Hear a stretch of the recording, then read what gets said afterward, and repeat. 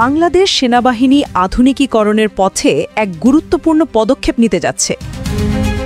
পার্বত্য ও সীমান্তবর্তী অঞ্চলের নিরাপত্তা জোরদার করতে তুরস্কের TAIT-129 অ্যাটাক হেলিকপ্টার কেনার সম্ভাবনা আলোচনা চলছে। এই হেলিকপ্টার শুধু একটি যন্ত্র নয়, এটি বাংলাদেশের আকাশের নতুন শক্তি এবং সীমান্ত নিরাপত্তার এক প্রতীক হতে পারে। TAIT-129 অ্যাটাক হল হালকা কিন্তু মারাত্মক আক্রমণাত্মক হেলিকপ্টার। এর গতি ঘন্টায় প্রায় 281 কিমি এবং এটি 14,000 ফুট পর্যন্ত উড়তে সক্ষম। অস্ত্রভাণ্ডারে রয়েছে 20 মিলি কামান, 70 মিলি রকেট এবং অ্যান্টি ট্যাঙ্ক গাইডেড মিসাইল। বিশেষত্ব হল এর নাইট অপারেশন ও আধুনিক সেন্সর সিস্টেম, যা রাতের অন্ধকারেও লক্ষ্যবস্তু শনাক্ত করে আঘাত করতে পারে। পাহাড়ি অঞ্চলের জন্য এটি বিশেষভাবে উপযোগী। কম্প্যাক্ট ডিজাইন এবং হালকা ওজনের কারণে এটি পাহাড়ি এলাকা, সংকীর্ণ ক্যান্টনমেন্ট বা ঘন বনাঞ্চলে সহজে অবতরণ ও উড্ডয়ন করতে পারে। বাংলাদেশ সেনাবাহিনীর পার্বত্য চট্টগ্রাম ও মায়ানমার সীমান্তবর্তী এলাকা এই হেলিকপ্টারের জন্য আদর্শ। তুরস্ক ইতিমধ্যেই পাকিস্তান, ফিলিপিন ও নাইজেরিয়াতে T-129 সরবরাহ করেছে এবং তার সফল অপারেশন অভিজ্ঞতা রয়েছে। যদি বাংলাদেশ T-129 অ্যাটাক হেলিকপ্টার ক্রয় করে, তাহলে এটি আকাশে বেশ কয়েকটি গুরুত্বপূর্ণ ক্ষমতা আনবে। দ্রুত প্রতিক্রিয়া: পাহাড়ি অঞ্চলে সেনাবাহিনী যখন কোনো পরিস্থিতির মুখোমুখি হবে, T-129 সেখানে দ্রুত পৌঁছে সহায়তা দিতে পারবে।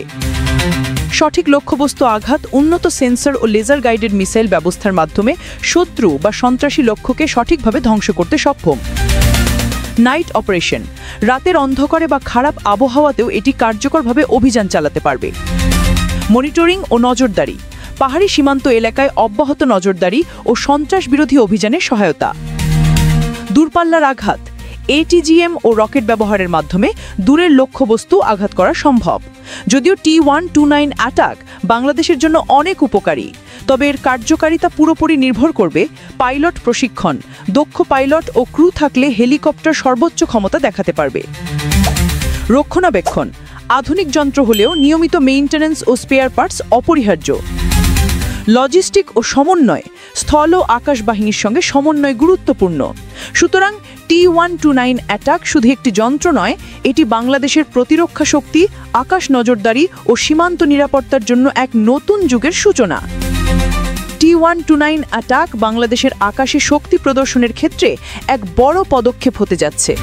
পাহাড়ি সীমান্ত, ঘন বনাঞ্চল ও দুর্গম এলাকার সব জায়গায় দ্রুত আকাশ সমর্থন দেওয়ার ক্ষমতা আনবে।